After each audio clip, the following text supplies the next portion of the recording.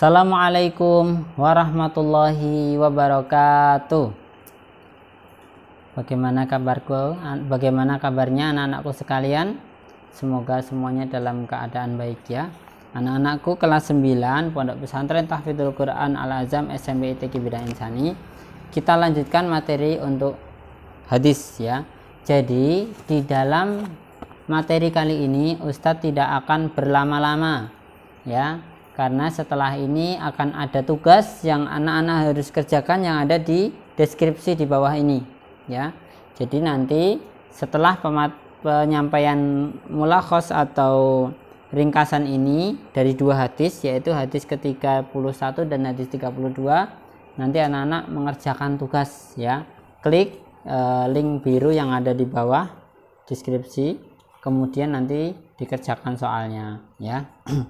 Baik anak-anak sekalian, sebelum ke soal, silakan anak-anak menyimak untuk mulakhos atau ringkasan dari hadis yang kemarin sudah Ustadz sampaikan. Oke, anak-anak bisa dibuka hadis yang ke-31, halaman yang ke-457 ya.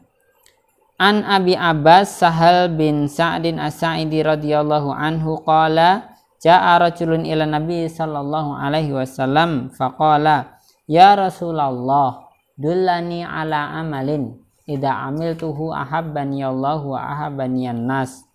Kemudian maksudnya orang ini bertanya ya, wahai Rasulullah, tunjukkan kepadaku suatu amalan yang kalau aku mengerjakan amalan itu ahabbani Allah wa ahabbani an-nas, Allah akan mencintaiku dan juga manusia akan mencintaiku. Faqala, kemudian Rasul menjawab, izhad fid dunya yuhibbakallah wazhad fima indan nasi yuhibbakan nas. Hadisun hasan rawahu Ibnu Majah wa ghairuhu bi asanid hasanah. Izhad fid dunya, zuhudlah dalam masalah dunia, maka Allah akan mencintaimu. Dan zuhudlah dalam masalah akhirat, dan zuhudlah di depan manusia, maksudnya zuhudlah terhadap milik manusia, maka manusia akan mencintaimu. Jadi kemarin juga Ustaz sampaikan ya, apa itu zuhud, apa itu warok. Nah, nanti silakan dibuka ya. Lebih tinggi mana zuhud sama warok ya? Kenapa kok bisa ya zuhud ini lebih tinggi dari warok? Maksudnya apa warok, apa itu zuhud? Nanti kalau saya sampaikan lagi di sini, nanti anak-anak nggak melihat video yang sebelumnya. Silakan dilihat di video sebelumnya, sudah saya jelaskan. Kemudian dunia ya, maksudnya dunia itu pendek ya. Maksudnya pendek waktunya dan pendek tingkatannya. Karena kalau dunia ini anak-anakku sekalian dibandingkan dengan surga itu tidak ada bandingan yang setimpal sedikit pun ya. Jadi sampai Rasulullah itu menganggap bahwa dunia itu ya ada kambing ya diangkat, anak kambing mati diangkat ya di sebuah pasar, siapa yang mau ini gitu ya. Para sahabat nggak mau ya, ini siapa yang mau membeli ini, nggak mau, bahkan dikasih pun nggak mau ya. Kemudian para sahabat, ya Rasulullah itu kambing, anak kambing mati, dikasih saja nggak mau apalagi membeli. Rasulullah menyampaikan beginilah dunia sebenarnya itu ya. Dunia yang menyibukkan anak-anak sebenarnya kalau dibandingkan dengan akhirat itu jauh sekali. Sampai Rasulullah Shallallahu Alaihi Wasallam bersabda nih ya, la maudhi'u sautin ahadikum fil jannah khairun minad dunya wa ma fiha. Sedikit tempat ya, satu tempat di surga selebar cemeti ya, cemeti kalian, cemeti itu seperti cambuk itu ya, itu lebih baik daripada dunia dan seisinya ini. Padahal surga itu luasnya seperti langit dan bumi gitu ya, dan waktunya anak-anak kita di surga tuh nggak ada batasnya.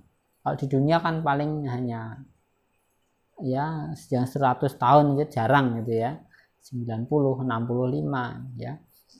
Dikurangi umur yang sampai anak SMP sekarang ini ya, 16, 15 gitu. Nah, Ada juga Rasulullah Shallallahu Alaihi Wasallam bersabda dalam hadis yang diriwayatkan Imam Muslim, Rakaatul fajri khairum minad dunya wa ma fiha. 2 rakaat salat fajar itu lebih baik daripada dunia dan seisinya, ya.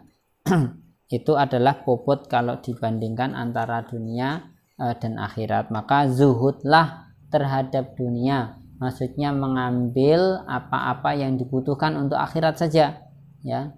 Misalnya butuhnya itu adalah kendaraan untuk berangkat ke masjid atau berangkat ke kajian, ya yang penting sampai, ya.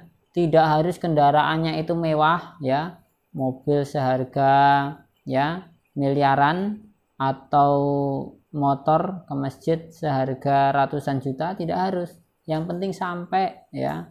Wong yang kadang yang punya kendaraan mahal tapi nggak sampai masjid, nggak sampai ke pengajian, ya, tapi dengan kendaraan seadanya, yang penting adalah sampai ke masjid. Kemudian anak-anakku sekalian, kita lanjutkan hadis yang ke-32, ya. Larangan menimpakan bahaya. Ya, Ustadz bacakan, ya. An Abi Sa'din As-Sa'di bin Malik bin Sinan Al-Khudri radhiyallahu anhu anna Rasulullah sallallahu alaihi wasallam qala la darar wa la dirar. Hadisun hasan rawahu Ibnu Majah wa Daruqutni. Sampai situ aja. Jadi ini dari Abu Sa'id Al-Khudri. Beliau menyampaikan bahwasanya Rasulullah sallallahu alaihi wasallam bersabda la darar wa la dirar. Tidak ada bahaya dan tidak ada membahayakan di dalam Islam, ya. Tidak ada bahaya dan tidak pula tindakan membahayakan. Ini kemarin juga Ustaz sampaikan ada 6 kaidah fikih yang Ustaz jelaskan, ya, di dalam kaidah pokok dalam pengambilan hukum fikih. Ini termasuk, yaitu ad-darar yuzal. Itu sesuatu yang membahayakan itu harus dihilangkan. Kemarin saya beri contoh juga, apa sih contoh dari bahaya dan membahayakan. Intinya adalah kalau bahaya itu tindakan tidak disengaja, tapi kalau membahayakan itu tindakan yang memang disengaja, ya. Gitu. Jadi kalau misalnya kita melihat sesuatu yang bahaya, ya kita harus mencegahnya. Kalau ada tindakan yang membahayakan, apalagi kita harus mencegahnya. Karena di dalam Islam tidak boleh ada tindakan yang membahayakan. Adik kita misalnya, ya, dia tidak tahu kalau mainan api misalnya, ya, mainan api bakar-bakar itu bahaya, dia belum tahu, ya. Dia bakar-bakar di dekat rumah, di dekat mungkin situ yang mudah terbakar, apa karet atau kertas banyak, ya, atau jerami. Maka kita harus mencegahnya. Mungkin dia tidak tahu karena itu tindakan yang doror, ya, tindakan yang bahaya. Wala diror, nanti tidak boleh yang membahayakan. Nah, misalnya nih anak-anak ada teman yang punya rencana nih, ya, dia punya rencana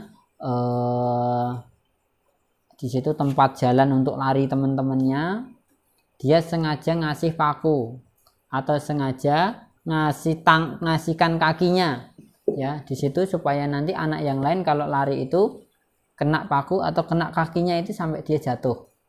Itu tindakan yang disengaja membahayakan, ya. Maka anak-anak kalau mengetahui wajib untuk mencegah, apalagi kita yang melakukannya, ya. Ini yang Ustaz sampaikan untuk mulakhos atau ringkasan dari materi kita, materi hadis ke-31 dan ke-32. Sekali lagi Ustaz ingatkan, silakan setelah video ini anak-anak mengerjakan soal yang ada di bawah ini, ya. Nanti akan ketahuan siapa yang sudah mengerjakan, siapa yang belum, ya. Ini yang Ustaz sampaikan, semoga bermanfaat. Syukran ala husni ihtimamikum wal akhir. Assalamualaikum warahmatullahi wabarakatuh.